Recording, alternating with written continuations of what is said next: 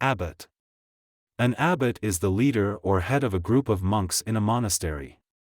Monks are people who live in special places, often away from big towns or cities, where they focus on prayer and helping others.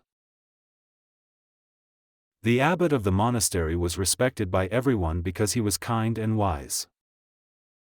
The abbot of the monastery was respected by everyone because he was kind and wise. Every morning, the abbot would lead the monks in prayer and meditation.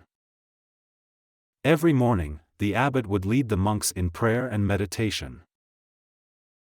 When there was a problem, the monks would go to the abbot for advice and guidance. When there was a problem, the monks would go to the abbot for advice and guidance. The abbot taught the young monks how to live peacefully and help others. The abbot taught the young monks how to live peacefully and help others.